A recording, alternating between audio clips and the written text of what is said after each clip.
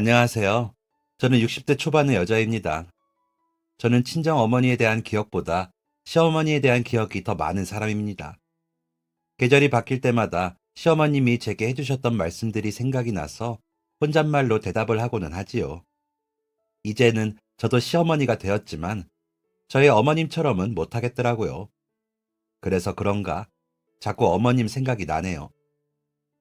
저는 사남매의 막내 아들에게 시집을 와 시어른들보다 손윗동서와 시누이 눈치를 더 많이 보고 살았습니다. 집에는 삼남매의 둘째로 자라 나름 눈치도 있고 생활력도 있다고 자부했는데 시집살이는 또 다르더라고요. 이미 결혼을 하시고 분가를 하신 분들이 왜 그렇게 저를 못 잡아먹어 안달이셨는지 아직도 이해를 못하겠습니다.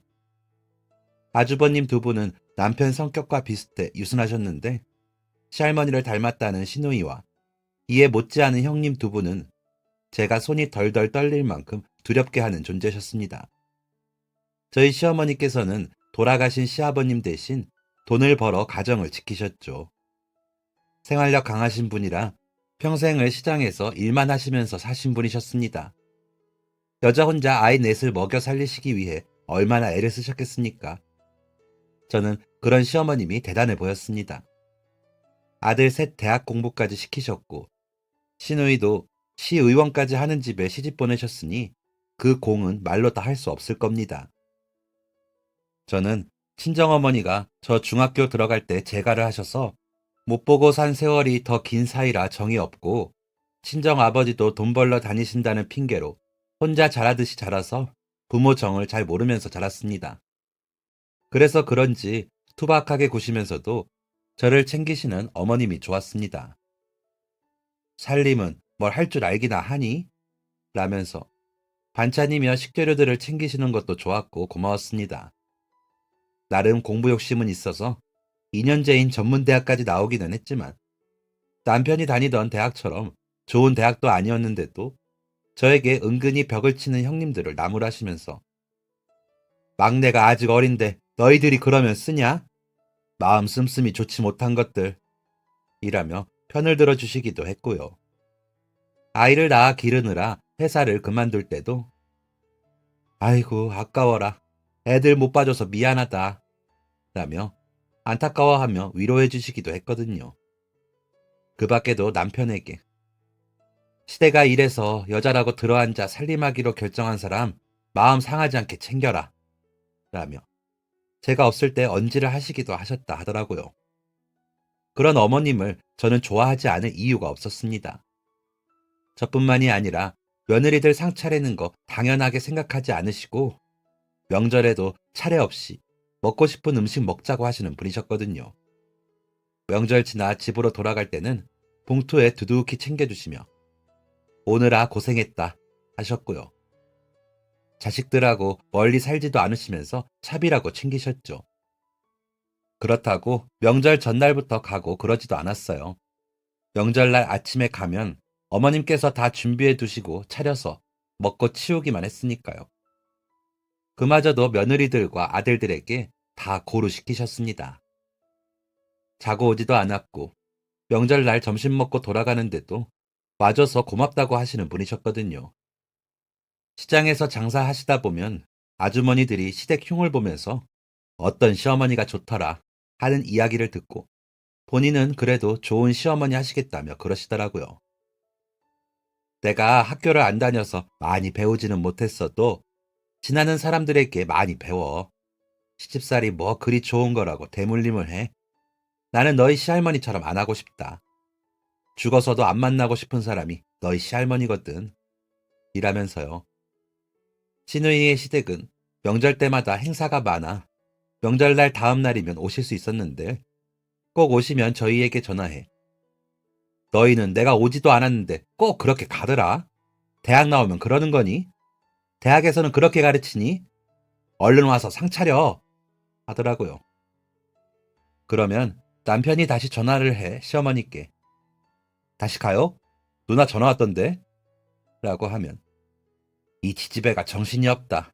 여길 왜 다시 와? 됐어. 나도 가게 나갈 거야. 애들도 금방 갈 거야. 너희 누나가 이런 전화 또 하면 그냥 끊어. 라고는 전화를 끊고는 하셨죠.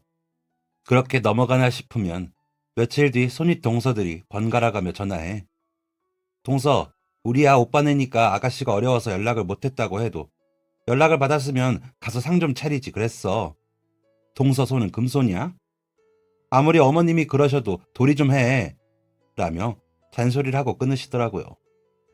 형님 두 분 다 시누이와 고등학교 동창이라 가깝다 보니 서로 연락이 잦아 저에게 돌아가며 그러더라고요. 저 시집 오기 전에는 명절에 당연히 마주치지 않았고 각자 여행 갈 때도 많았다던 남편의 말에 발끈하며 화가 날 때도 있었지만 어머님이 잘해주시고 막아주시니 참자 싶어 참기도 많이 참았습니다. 그랬더니 나중에는 형님들 목소리만 들려도 심장이 두근거리고 숨이 가빠지는 게 손이 덜덜덜 떨리더라고요. 저도 한성질 하는데 참다 보니 이게 조절이 안 됐나 봐요. 아주버님들은 그런 형님들에 대해 아셨는지 번번이 저에게 미안하다고 말은 하셨지만 남편에게는 우리는 틀렸으니까 재수씨 같은 여자 만난 너가 이해 좀 해라. 시간이 지나면 좀 나아지겠지. 라고 하실 뿐이셨죠. 사사건건. 이런 건 동서가 좀 해. 잘 배운 사람이 얼마나 잘하겠어. 라며 미루고 시키고 나중에 생색은 본인들이 내느라 정신이 없더라고요. 홀로 계신 어머님 혹시나 마음 상하실까 성의껏 뭘 준비를 해도 이건 뭐가 문제고 이건 이게 문제고 라고 트집을 잡더라고요. 그러면서 꼭 마치는 말은 좀 배운 사람이라 우리보다 나을 줄 알았는데 그런 것도 아니네 하면서 비위를 건드리더라고요.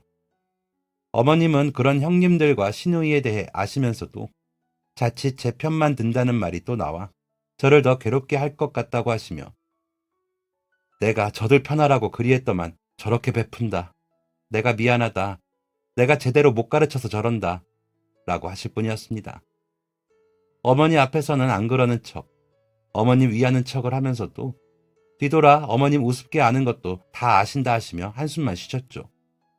시누이야 본인 엄마니까 그렇게까진 안 했는데 두 형님들은 정말 제 앞에서도 서슴없이 저도 있네.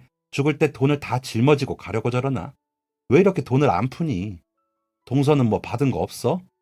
내숭 떠는 게 돈 받아서 그러는 거 아니야? 라며 채근하기도 했거든요. 시누이도 그렇게 말만 안 할 뿐 시어머니께 와서 엄마, 내가 우리 시댁에서 얼마나 처지는지 알아? 송서방 조금만 밀어줘. 그러면 내가 좀 체면이 설 것 같아. 라며 아쉬운 소리를 할 때가 대부분이었거든요. 그때마다 어머님은 나는 너희 시집장가 보내준 것까지가 끝이다. 내가 모은 재산 나는 다 기부하고 죽을 거다. 내 돈 빼먹을 생각하지 말아라. 라며 끊으셨습니다. 명절 때나 집안 행사 때 어머니가 소집하신 모임 때만 들러서 고맙다고 봉투를 주실 뿐이었죠. 저는 그런 건 관심도 없었습니다. 그냥 어머님이 잘 지내시는지 진짜 궁금해서 어머님 가게에도 들러서 보고 시장 늦게 나가시는 일요일 아침에 가서 같이 식사했습니다.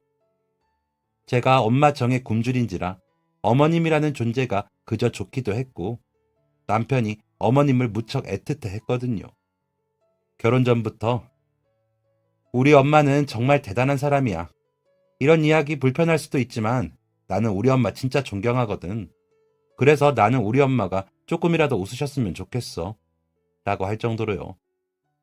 워낙 순하고 착한 사람이라 그런 점이 좋아 연애를 했고 결혼까지 결심했으니 저도 그 마음에 동참하고자 마음먹고 결혼했거든요.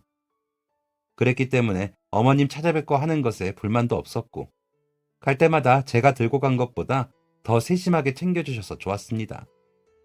어머니는 건어물 가게를 크게 하시면서 바쁘신데 음식을 꼭 직접 해서 주셨습니다. 밑반찬은 물론이거니와 김치까지 챙겨주셨거든요. 남편이 어머니 김치만 먹기도 했고 저야 움직여야 할 손이 주니 훨씬 좋기도 했고요. 남들은 친정에 가서 그렇게 얻어온다는데 저는 시댁에 가서야 얻어먹을 수 있는 처지이다 보니 그 자체로 좋았습니다. 그래서 제가 해갈 수 있는 선에서 어머님을 위해 할 수 있는 것들을 해서 갔습니다. 그래봤자 건강에 좋다는 차, 영양제, 속옷, 양말, 뭐 이런 사소한 것들이었지만 성의였죠. 그래도 그렇게 오며 가는 게 저는 좋았습니다. 시집 오기 전에는 해보고 싶어도 할 수가 없었거든요. 부모님이 그러시니 형제들과도 대면대면해 사이가 좋지도 않았고요. 그런 탓에 저는 외로웠는지 어머님과 그렇게 지내는 게 좋았습니다. 좋은 이야기도 많이 해주시고 아이들도 남편을 닮았는지 할머니를 좋아했고요. 어머니가 시장을 쉬시는 날에는 남편 출근시키고 아이들 학교 보내고 어머니와 목욕탕에 가 서로 때를 밀어주기도 하면서 가깝게 지냈습니다. 하지만 형님들 눈에는 그런 제가 좋게 보이지 않았나 봅니다. 여우라는 둥, 어머님 재산을 다 가로채겠다는 둥 하면서 비아냥거리고 어머님께는 어머니, 저희도 챙겨주세요. 저희 너무 서운해요. 라며 콧소리를 내더라고요. 형님들이 몇 번을 그랬는데도 별 말을 안 하시던 어머님께서 너희들도 나랑 목욕 다니고 뭐라도 챙겨오지 그러냐? 그러면 내가 반찬도 주고 김치도 주지. 막내는 그것만 해줘도 오더라. 너희는 하는 것도 없으면서 다른 거 바라지 않니? 나는 막내한테 반찬이랑 김치 말고는 따로 준 거 없다. 괜히 소갈이 하지 말고 쓸데없는 말 하지 말아라. 라며 무안을 주시더라고요. 속은 시원했지만 조만간 또 난리가 나겠구나 했는데 시누이가 전화를 했더라고요. 엄마가 뭐 얼마나 해준다고 하던 솔직하게 말해봐. 라면서요. 그래서 그런 거 없어요. 바라지도 않고요. 라고 했습니다. 그랬더니 귀가 따갑도록 깔깔깔 웃더니 예, 말이 되는 소리를 해. 우리 착한 막내 곁에서 같이 착한 척하면서 가고 싶은 모양인데 너 아주 사람을 뭐로 보고 이렇게 내숭을 떠는 거니? 예, 내가 이래봬도 산전수전 다 겪었어. 내가 우리 엄마 모르니? 라며 저를 다그치더라고요. 그래서 형님, 어머니를 아신다는 분이 그렇게 말씀하세요? 어머니 진짜 안 주신다면 안 주시는 분이세요. 저는 친정의 부모님들 빈자리가 커서 안쓰러워 해주시니까 감사해서 자주 찾아뵐 뿐이에요. 저는 정말 바라는 거 아무것도 없어요. 그런 거 바라고 갔다고 하면 저 진짜 천벌받아요. 라고 했습니다. 그러자 얘가 진짜 보통 아니구나. 그래, 그렇게 해봐. 뭐 얼마나 챙길지 모르겠지만 그렇게 엄마한테 해서 너가 더 챙기게는 내가 가만두고 보지 않아. 라며 전화를 끊더군요. 혼자 북치고 장구치고 다 하더니 화내면서 끊더라고요. 두 형님과 연락을 하고는 전화를 한 것 같아 속에서 부글부글 거렸지만 남편한테 말해도 어머님께 말해도 속만 더 상할 것 같아 그냥 저 혼자 삼켰습니다. 그럴 때마다 손이 부들거리고 심장은 쿵쾅거렸지만 억지로 참았죠. 그렇게 시간은 흘렀습니다. 결혼 20주년 때쯤에는 어머니께서도 많이 늙으셨죠. 가게를 그만두시고 좀 쉬시라고 그렇게 말씀을 드려도 들은 척도 안 하시더라고요. 남편이 울면서 부탁을 하는데도 안 들으시더라고요. 사람이 일을 손에서 놓으면 늙는 거야. 아직 사지육신 멀쩡한데 내가 왜 가게를 접니? 아직 할 일이 많아. 라며 들은 척도 안 하시더라고요. 그러다 일이 터졌습니다. 물건 점검하시다가 발을 헛디디며 넘어져 발목을 크게 다치신 겁니다. 일단 병원에 가 수술을 하시고 재활치료를 받으셨는데도 어머니는 제대로 걷지 못하셨습니다. 아무래도 연세가 있으신데 골다공증까지 있으시다 보니까 쉽게 치료가 안 되네요. 자꾸 연습하시고 하셔야겠지만 보조기구를 짚으시고 생활하시게 될 겁니다. 라고 의사 선생님께서 말씀하시더라고요. 그 말을 들으신 어머니께서는 잘됐다.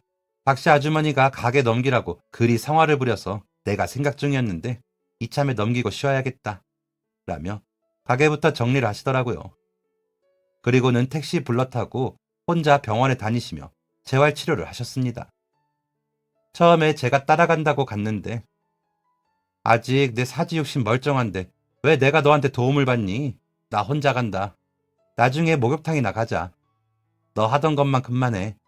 라며 사양하시더라고요. 그래도 마음이 놓이지 않아 집에서 기다렸다가 들어오시는 것 보면 오고는 했습니다. 어머님 집 청소랑 빨래도 좀 하고요. 다리가 불편해지신 어머님께서 하기가 힘드실 테니까요.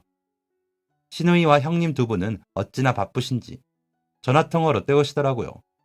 그러려니 했습니다. 그러다가 제가 먼저 어머니, 저 너무 힘들어요. 이러지 마시고 저희 집으로 가세요. 어머니, 집도 너무 좁고 오래됐고요. 두 집 오가며 청소하고 빨래하려니까 제가 너무 힘들어서 안 되겠어요. 라고 말씀을 드렸는데 어머니께서는 그런 소리 하려거든 오지 말아라. 내가 그래도 혼자 밥해 먹을 수 있는데 왜 내가 아들 집 가서 눈치를 보니? 너는 다른 며느리들이 하지 않는 말 좀 그만해라. 그러니까 오해를 받는 거야. 라며 웃으시더라고요. 그래도 마음이 안 놓여 조만간 모시고 오자 했는데 어머니께서 화장실에서 넘어지신 채로 발견되셨습니다. 다행히 다른 부상은 없이 머리만 몇 반을 꼬매는 치료를 받으시고 퇴원을 하시기는 했는데 도저히 더 이상은 안 되겠더라고요. 어머니, 이것 봐요. 어머니가 밤에 넘어지셨으면 진짜 큰일 날 뻔했잖아요. 저희랑 가요. 애들도 이제 다 크고 제 손 갈 일 다 끝났어요. 그러지 마시고 저희 집으로 가세요. 라며 모시고 갔습니다. 어머님이 계시던 집은 천천히 정리하기로 하고 간단한 짐만 챙겨 저희 집으로 모셨죠. 아마 지금 사연 들으시는 며느님들은 이게 무슨 소리인가 싶어 의아하시겠지만 저는 정말 어머님을 제가 모시고 싶었습니다. 어른의 그늘이라는 걸 처음으로 느껴보게 해주신 어머님을 진심으로 좋아했고 함께하고 싶었거든요. 남편은 지금도 고맙다고 하지만 저는 제가 감사하다고 생각합니다. 나이든 부모를 도울 수 있는 기회를 가져볼 수 있었다는 것에 그저 감사한 마음이었습니다. 제 마음에 가진 부모님의 정이라는 결핍을 채워주신 어머님과 더 가까이 지낼 수 있는 기회이기도 했고요. 물론 조심스럽고 불편했지만 좋았습니다. 어머님 부축해 하는 산책도 좋았고 같이 지내기 시작하며 따라다닌 재활치료에서 어깨 너머로 배운 것도 많았고요. 어머니는 제게 미안해하시고 고맙다 하셨지만 저는 어머니가 그렇게 치료받으시며 오래오래 저희 곁에 계시기만 할 수 있으면 그걸로 괜찮았습니다.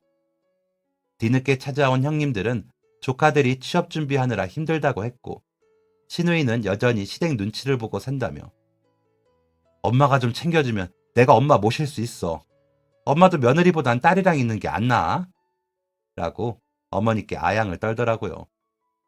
저희 애들은 그때 고3이랑 고1이었는데 그 앞에서 자식들 핑계대는 형님들도 속이 보였고 이때가 기회다 싶어 돈 이야기를 하는 시누이 속도 보였죠.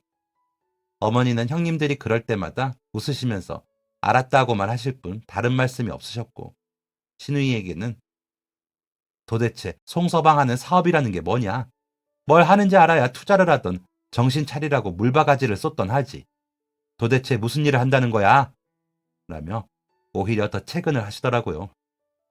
대기업에 다니다 그만둔 심해부가 갑자기 정치를 한다며 여기저기 다니기 바빴습니다. 그 사실을 아시는 어머니께서는 허튼 꿈을 꾸며 허송세월을 보낸다고 달가워하지 않으셨고요. 심해부 집안에서도 탐탁해 하진 않으시는 것 같은데 여기저기 얼굴이 알려져 있다 보니 손을 못 쓰시는 것 같더라고요. 시누이는 자금만 있으면 공천받을 수 있는데 자금이 없어 그런다고 생각하는지 어머님을 뵐 때마다 돈 이야기를 했습니다. 어머님은 들은 척도 안 하셨는데 말이죠. 아주버님들과 남편은 안정적인 회사에 임원급으로 승진해 다니고 있었기에 다행히 그 걱정은 덜었다고 하실 정도로 심해부가 회사를 그만둔 것을 마음에 들어 하지 않으셨기에 아예 모른 척 하셨습니다. 어머니는 그렇게 형님들이나 시누이가 다녀가고 난 저녁이면 소파에 앉아 창밖을 보시면서 나는 진짜 너희에게 아무것도 안 남기고 갈 거다. 내 돈은 다 쓰일 때가 있어. 라며 흥얼거리듯이 혼잣말을 하시곤 하셨습니다. 저는 그 흥얼거림을 들으면서도 아무 말도 않고 어머님의 마음만 헤아릴 뿐이었습니다. 어머님은 전쟁 때 피난을 가시다가 부모님과 헤어진 전쟁 고아셨습니다. 고아원에서 이틀에 한 번 밥과 반찬을 볼 정도로 힘겹게 사시다 13살에 시장에서 껌 팔고 구두 닦고 그러면서 돈을 버셨답니다. 그런 어머니에게 식당 일을 시켜주시겠다는 고마운 아주머니 덕에 시장에서 일을 시작하셨다고 하더라고요. 어머님이 야무지게 껌을 파시는 모습을 보고 데려가신 거죠. 그렇게 시작한 식당에서 일은 힘들었지만 제때 밥을 먹을 수 있어 좋으셨답니다. 그 가게에서 먹고 자고 하시며 잘하신 거죠. 20살이 될 때까지 그 가게에서 일을 하셨답니다. 그러다 손님으로 오신 아버님이 어머님을 쫓아다녀 연애를 하셨는데 시할머니가 엄청 반대를 하셨다고 하더라고요. 아버님께서는 어머님과 결혼을 못하면 차라리 죽겠다며 밥도 굶고 자리를 펴고 누워버리셨대요. 아들이라면 애지중지하시던 시할머니는 어쩔 수 없이 허락은 하셨는데 어머님을 들들 볶으신 거죠. 그래서 고생을 많이 하셨대요. 식당에서 일하던 건 힘든 것도 아니더라며. 그 작은 집에 일거리가 그렇게 많을 줄 누가 알았어. 그래도 아이들 낳고 기르면 괜찮을 줄 알았더니 점점 더하더라. 라며 어머니는 회상을 하시곤 하셨습니다. 그러다 시누이가 돌이 지날 때쯤 갑자기 알아눕더니 돌아가신 시할머니는 어머니께 내가 죽어서도 너 때문에 눈 못 감는다 하시더니 돌아가셨대요. 그리고 남편이 태어나고 3살쯤 됐을 때 아버님이 사고로 돌아가시고 어머니가 가장이 되신 거죠. 남편을 업고 아주버님들과 시누이는 집에 두고 시장 노점에서 장사를 하시면서 많이 우셨대요. 비가 오거나 눈이 오면 장사를 못 하셨는데 그러고 나면 자식들이 굶을까봐 우셨다고 하더라고요. 그러다 남편을 떼놓고 장사를 나갈 수 있게 되시면서는 눈이 오나 비가 오나 어떻게든 장사를 나가셨대요. 처음엔 김 장사를 하시다가 점점 다른 것도 많이 파셨대요. 건어물이 바로 상하는 게 아니라 시작하셨다는데 어머님이 수완이 좋으셨는지 장사가 자리를 잡아 점포를 얻고 그러다 점포를 사고 점점 넓히면서 장사를 하신 거죠.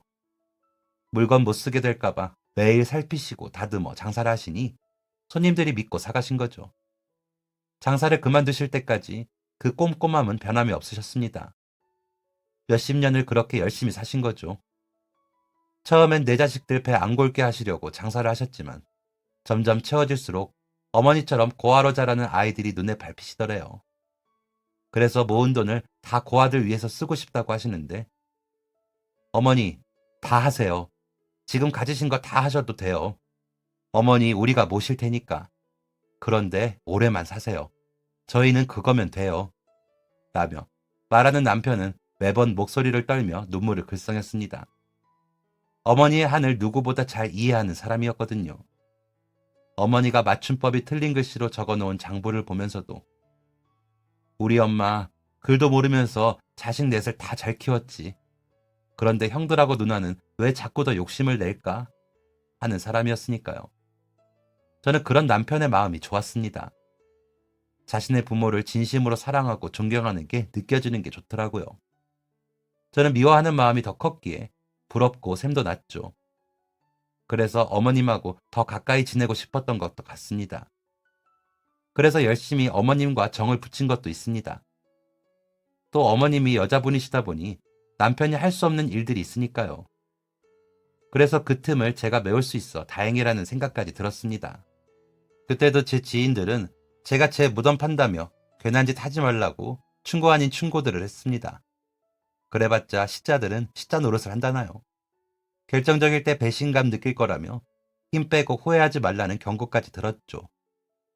그런 이야기를 들을 때는 순간적으로 기분이 상할 때도 있었지만 집으로 돌아와 저를 반기시는 어머니를 보면 스르륵 언제 그랬냐는 듯이 기분이 풀리고는 했습니다.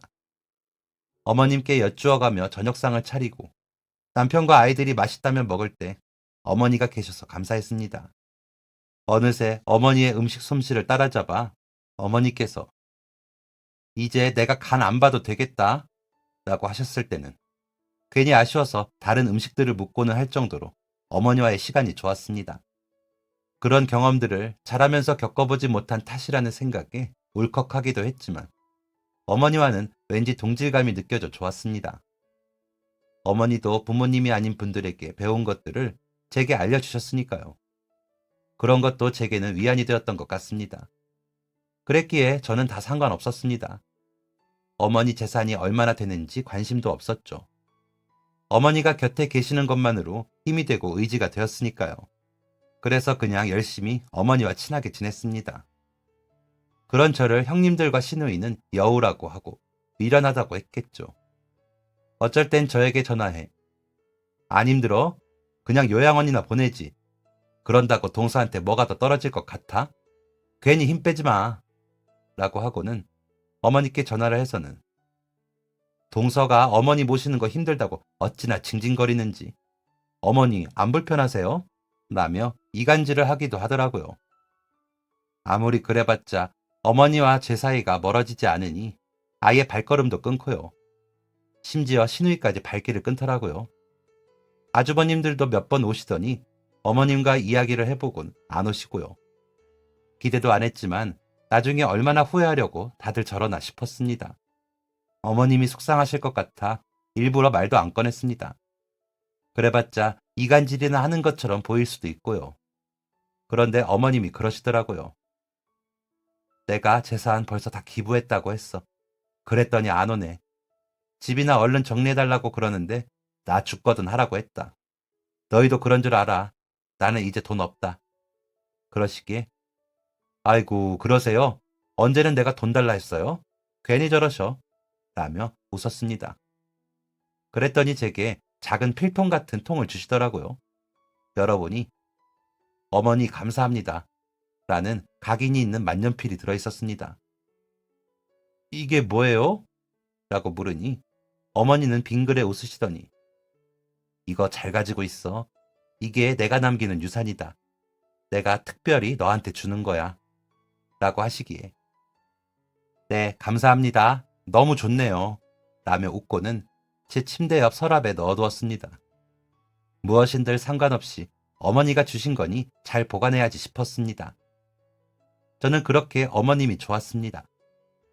그렇게 어머님은 저희와 총 13년을 사시고 어느 날 아침 못 일어나시고 돌아가셨습니다. 원래 같으면 일어나셔서 물 한 잔 마시고 움직이실 시간이었는데 안 나오시기에 어머니, 웬일로 늦잠을 주무셔?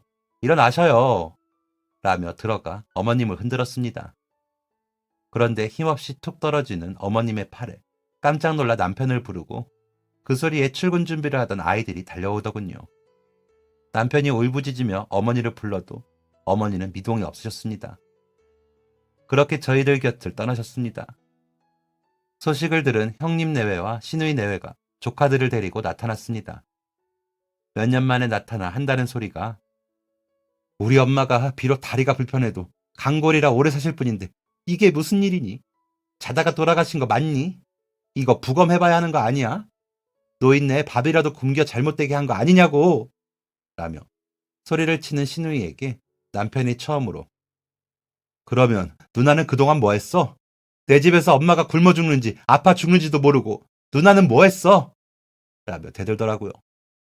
속상해서 한 말인 걸 알면서도 그 사람들은 오히려 큰 소리를 쳤습니다. 아주버님들은 전에 우리가 알던 사람 맞나 싶을 정도로 장례가 끝나기도 전부터 어머님 재산이 어떻고 집을 팔아 배분을 어떻게 해야 하고 하는 이야기들만 하더라고요. 조카들도 할머니가 돌아가신 슬픔보다 자신들 주식이 어떠니 요즘 잘나가는 뭐가 어떠니 하며 잘난 척만 하고요. 어머님이 저런 꼴 안 보고 돌아가신 건 다행이다 싶더라고요. 그 사람들이 뭘 하든지 말든지 저는 그쪽은 보지도 않고 손님들 대접하며 장례를 치렀습니다. 장례가 끝나고 어머님의 유언대로 어머님의 통장에 예금되어 있던 돈은 4군데 정도 나누어 보육원에 기부가 되었습니다. 어머님이 사시던 집은 남편을 뺀 형제들이 나누어 가더군요. 시누이가 유류분 소송하기 전에 규범이 너 몫은 포기해. 너는 그동안 엄마 곁에서 빼먹을 만큼 빼먹었을 거 아니야. 통장 내역 다 뽑고 소송할까? 형제간에 그렇게는 하지 말자. 라며 엄포를 놓더군요. 그래서 어머니가 주신 만년필을 내놓으며 제가 어머님께 받은 건 이게 다예요. 어머님이 주신다 그래도 저 돈 한 푼 받은 적 없이 제가 어머니 곁에 있고 싶어서 모셨어요. 진짜 저희는 그걸로 됐습니다. 소송? 하고 싶으면 하세요. 입출금 내역 뽑으세요. 만약 다 해서 아무것도 없으면 남은 그 집 다 저희 몫으로 가져가도 괜찮으시겠어요? 그럴 자신 있으면 하세요. 라고 저도 강경하게 나갔습니다. 이판사판이다 싶어 질러버린 거죠. 그러자 물러난 시누이와 형님들, 아주버님들은 일어나서 가더군요. 나가면서 제일 큰 형님이 아니 13년을 그렇게 고생을 하고 반지 하나도 아니고 만년필을 챙겼어? 바보 아니야? 대학 나오고 약은 줄 알았더니 바보네. 진짜 믿어야 되는 거야? 라며 비웃으며 말하자 다들 크크거리고 가더군요. 마음의 파도가 일렁이고 폭풍우가 치더군요. 아이들도 그런 큰아버지들과 고모에게 화가 나는지 거칠게 이야기하고요. 남편은 고개를 숙이고 아무런 미동도 없이 있더군요. 다들 손주까지 보고 이제 인생을 마무리해야 하는 나이의 사람들이 저렇게 구는 게 한심하다고 생각이 들어. 우리 그냥 어머님만 생각하자. 어머니랑 우리가 잘 지냈으면 됐어. 어머니가 계셔서 우리 행복했잖아. 라고 했습니다. 그제야 고개를 든 남편은 고맙다, 미안하고 라며 눈물을 흘리더군요. 안쓰러운 중년의 남자가 흘리는 눈물에 저도 눈물이 나더라고요. 그렇게 존경하고 사랑했던 어머니를 잃은 가여운 남편의 마음을 제가 아니면 누가 헤아려 주나요? 그런 저희 부부의 마음을 아이들도 느꼈는지 엄마, 아빠, 우리는 엄마, 아빠처럼 살 수 있는 사람하고 결혼할게. 알았지? 우리 부모님 너무 착해. 라며 위로를 해주더라고요. 어머님이 주신 유산이 더 추가되는 순간이었습니다. 저희 가족은 어쨌거나 서로 사랑하고 위하는 마음을 가졌으니까요. 그렇게 저희는 어머님이 안 계실 일상에 적응하며 지냈습니다. 문득문득 어머님의 빈자리가 느껴져 힘들었죠. 사진을 더 찍어 놓을 걸, 드라이브라도 더 다닐 걸, 산책길이 이쪽이 더 좋았는데 등등 후회되는 일들만 떠오를 때는 아무 생각 없이 울기도 했습니다. 어머니가 계셨으면 좋아하셨을 식재료들을 만나면 또 마음이 일렁이고 그러더라고요. 남편은 더 했겠죠. 아이들도 할머니 좋아하시는 건데 라며 살아 계실 때처럼 들고 오기도 하고요. 그렇게 조금씩 그런 생활에 익숙해질 때쯤 누군가 찾아왔습니다. 일요일 저녁 식사를 마치고 정리를 하는데 초인종이 울리더라고요. 올 사람이 없어 놀라 화면을 보니 낯선 남자가 서 있더라고요. 누구세요? 라고 물으니 함금녀 할머니 댁 아닌가요? 라고 해 깜짝 놀라 잠시만요. 라고 답을 하고는 남편을 불렀습니다. 남편이 나가 문을 열자 커다란 꽃다발을 든 남자분이 서 계시더군요. 남편이 무슨 일이시죠? 저희 어머니는 왜 찾으시죠? 라고 하는데 남자는 고개가 거의 땅에 닿을 정도로 인사를 하면서 늦어서 죄송합니다. 저는 석민준이라고 합니다. 괜찮으시면 댁에 들어가서 말씀 나눠도 될까요? 라고 하시더라고요. 어머님 이름을 대며 꽃다발을 가지고 나타난 남자의 존재에 대해 궁금증이 일면서도 겁도 나더라고요. 일단 들어오시라는 남편의 말에 그 남자는 성큼성큼 거실로 들어오더니 무릎을 꿇고 제가 소식이 늦어서 장례식에 못 가배워서 꽃을 사왔는데 어머님 방에 좀 둘 수 있을까요? 아버님 계신 곳으로 가고 싶다고 하셨는데 그렇게 되셨나요? 라고 묻는 남자의 눈에는 눈물이 글썽이고 있었습니다. 아이들이 꽃을 받아 어머님 방에 가져놓자 남자는 저는 어머님 안 계셨으면 아마 진작 잘못됐을 사람입니다. 어머님 덕분에 사람 노릇하고 살고 있습니다. 지금은 제가 부동산을 하고 있고요. 여기 명함입니다. 라며 명함을 내미는데 석민준이라는 이름과 함께 대표라고 쓰여 있더군요. 그래도 의문은 해소되지 않아 저희 가족이 의문의 표정으로 바라보자. 제가 15살쯤 어머니를 처음 배웠어요. 저랑 단둘이 사시던 할아버지가 돌아가시고 제가 혼자 남은 걸 아시고 도와주셨죠. 저희 할아버지가 시장에서 박스를 주워다 파시고 그 돈으로 저를 키워주셨는데 어머님이 워낙 인심이 좋으시니까 저희 할아버지가 부탁을 하셨나 봐요. 혹시나 내가 죽었다는 이야기를 들으면 우리 손자 좀 좋은 데 갈 수 있게 도와달라고요. 그런데 15살이나 먹은 놈을 고아원에 보내자니 적응 못할 것 같고 어머니도 고생하셨던 기억이 있어 보내기 싫다고 하시더라고요. 나름 사춘기라며 반항기 가득해 어머님의 호의를 동정이냐며 내치기도 했는데 제 뺨을 때리시면서 동정이면 어떠냐, 먹고 살아야지. 너 잘못되면 내가 너희 할아버지를 어떻게 만나겠냐 라며 혼을 내시더라고요. 그래서 정신 차리고 공부했어요. 여기저기 아르바이트도 열심히 다니고 어머님이 주시는 반찬으로 밥도 해먹고요. 고등학교 졸업하고 대학 갈 때는 돈 많이 번다는 부동산학과 갔고요. 염치없게도 장학금 못 타서 어머니께 손을 벌렸는데 당연히 그 돈은 주지라면서 주셔서 대학 다녔습니다. 제가 나중에 돈 벌기 시작하면서 매달 얼마씩 갚는다고 했는데 그런 거 필요 없고 잘 모아놨다가 요거 가진 놈으로 내 자식한테 갚으려면 갚아라 하시더라고요. 제가 졸업기념으로 받은 만년필을 한 자루 드렸었거든요. 그런데 얼마 전에 제가 외국에 출장 갈 일이 있어 전화드렸더니 그 만년필 우리 막내 며느리 줬다 그러시더라고요. 그래서 잘하셨다고 뭐 해드리면 좋겠냐 했더니 해주긴 뭘 해줘. 그냥 그런 줄 알라고 하시더라고요. 그러다 출장 다녀와서 어머니 소개로 후원하던 고아원에 물품 전달하러 갔는데 원장님이 이야기하시더라고요. 어머니 돌아가셔서 기부금 들어왔다고. 그래서 이야기 듣자마자 꽃부터 사서 왔습니다. 어머니는 살다가 도움이 필요하면 돕기나 하라고 하셨는데 이렇게 잘 계신 분들에게 제가 도울 일이 뭐가 있겠냐 싶어 생각을 해봤는데 라는데 제가 방으로 가져온 만년필을 내밀며 이 만년필이 맞나요?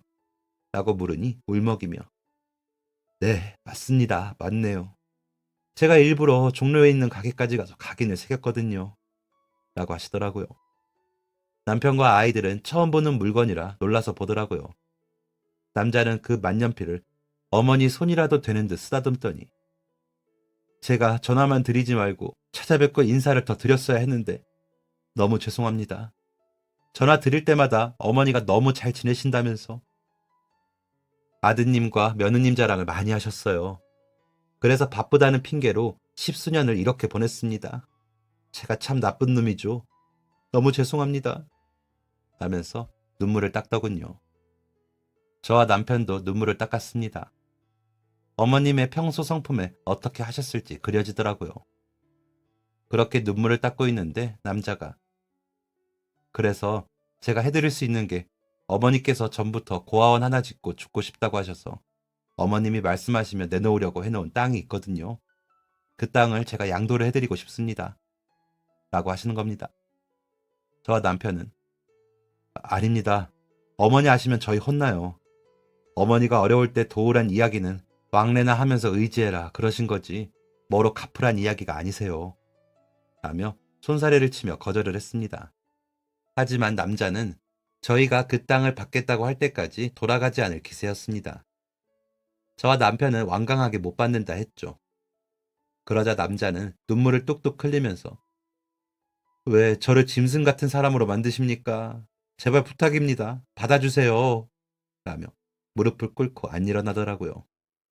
일단 너무 늦은 시간이라 알겠다고 하고 돌려보내려는데 여기에 사인만 하시면 다 됩니다.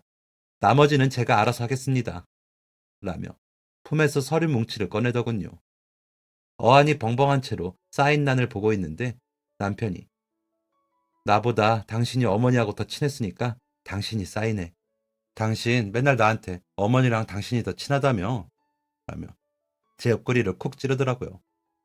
그 순간 어머님이 뭐가 떨어지면 좀 받아먹어라. 맨날 물러터지게 하지 말고 너 말고 너 자식들도 생각해. 라고 하셨단 말이 생각이 나더라고요. 그래서 뭐에 홀리기라도 한 듯 사인을 했습니다. 남자는 그 사인을 받고서야 올 때처럼 머리가 땅에 닿을 듯 인사를 하고 나갔습니다. 며칠 있다가 다시 와 이것저것 필요 서류를 이야기하고 갔다가 다시 가지러도 오고 부산스럽게 움직이더니 제 땅이라며 문서 하나를 만들어 주더군요. 이제 형수님 땅이에요. 한번 가보실래요? 라고 하기에 어휴 내가 뭐 번다고 안 와요. 저 양반 퇴직하면 진짜 거기에 어머님 이름 딴 보육원이라도 지을까봐요. 그때나 가보죠. 라고 했더니 지그시 웃더니 보육원 지으시긴 힘드실 거예요. 아무튼 나중에 모시고 갈게요. 라더니 가더군요. 반찬이랑 김치랑 챙겨서 주자 어머니 생각이 난다며 눈물이 글썽해서 가는 그 남자를 보면서 어머니의 마음을 알아주는 사람이 더 있어서 다행이라고 생각했습니다. 그렇게 또 몇 년이 지나고 큰아이가 결혼을 하고 둘째도 좋은 사람이 생겼다며 자랑을 할 때쯤이었습니다. 땅이 있다는 것은 알았지만 가보지도 않아 실감도 안 나 생각도 안 하고 있었죠. 그래도 사람인지라 든든하긴 하더군요. 그런데 남자가 전화를 했더라고요. 그렇게 만난 이후 몇 번을 어머님 반찬과 맛이 같다며 찾아와 반찬 가져가고 반찬값이라며 이것저것 놓고 가는 남자와는 간간히 연락을 주고받았습니다. 형수님, 그 땅이요. 라고 하기에 필요하세요? 그러게 왜 준다고 덜컥 줘요? 뭐 보내줄까요? 라고 물으니, 아니요. 그 땅은 형수님의 것이라니까요. 왜 사람을 이상하게 만들어요? 참나. 그게 아니고, 거기가 이번에 리조트가 들어서면서 땅값이 엄청 올랐어요. 이제 못 놀리는 땅 됐으니까 파시라고요. 그래서 전화드렸어요. 라는데 무슨 말인가 싶어. 네? 만 했습니다. 나중에 가보니 바다가 내려다 보이는 풍경이 좋은 땅이었더라고요. 어머니가 살아서 바다를 못 가보셨다고 하면서 고아원을 지으면 바다가 보이는 땅에 지어서 아이들이 바다에서 실컷 수영하고 크게 하고 싶으시다고 해서 그 땅을 사두셨다고 하더라고요. 그 좋은 풍경을 어머님이 못 보신 게 마음이 아팠습니다. 굳이 이 땅이 아니어도 어머니 모시고 바다 한번 갈 걸 하는 후회만 들더라고요. 다리가 아프시니 더 가고 싶으셨을 텐데 하는 생각에 말이죠. 남자의 말대로 땅은 정말 높은 가격에 팔렸습니다. 소위 땅 팔아 졸부가 됐죠. 그래서 낭비 좀 하기로 했습니다. 그 돈을 네 등분을 해서 그중 하나는 아이들에게 둘로 나누어 양도를 해주고 또 다른 하나는 어머님이 기부하셨던 고아원에 기부를 했습니다. 어머님 이름으로요. 그리고 하나는 어머님 이름으로 재단을 만들어 도움이 필요한 아이들을 도우려고 준비 중입니다. 나머지 하나는 혹시 모르니 가지고 있기로 했고요. 뭐 이렇게 이야기하니 몇백억 되는 돈인 것 같지만 그 정도는 아니고요. 그래도 적지 않은 돈이라 마음이 든든합니다. 어떻게 소식을 들었는지 시누이가 또 내놓으라며 난리를 치는데 남편이 어머니 덕분에 생긴 돈이긴 하지만 어머니가 주신 건 아니니 누나랑 형들한테 나눌 일 없어. 누나 좋아하는 소송 해보던가. 나도 이제 참지만은 않아. 라며 으름장을 놓더라고요. 진작 좀 그래주지 싶다가도 저 속이 속이겠냐 싶어 마음이 누그러집니다. 제가 그래도 복이 많지요. 이 복 잘 누리면서 잘 살고 싶습니다. 잘 산다는 말이 어떤 의미를 가질지 생각에 따라 달라지겠지만 저는 어머니처럼 살고 싶습니다. 어머니처럼 잘 베풀고 딱 부러지는 사람이 어디 있을까 싶거든요.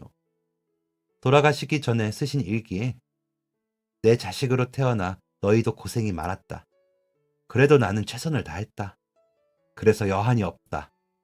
나중에 이 일기를 보면서 내게 원망이 일어도 그것만은 알아줘라. 내 모든 행동은 너희를 위해서였다. 너희 잘 되라고 모든 발걸음에 기원을 담으며 살았다. 실망스러워도 나는 너희가 잘 살길 바란다. 너희를 품은 그 10달의 시간 동안 행복했고 너희가 태어난 후로 단 한순간도 빠짐없이 너희를 사랑했다. 그것만 알아다오. 라는 일기가 생각이 나네요. 아주버님과 시누이는 끝까지 읽지 못했거든요. 여러분들도 잘 산다는 말의 의미를 생각해 보시면 좋겠습니다. 저도 좀 더 고민해 보려고요. 그럼 고민을 남기고 저는 이만 글을 마치겠습니다. 지금까지 사연 들어주셔서 감사합니다. 사연이 재밌으셨다면 구독과 좋아요를 눌러주세요. 감사합니다. 안녕히 계세요.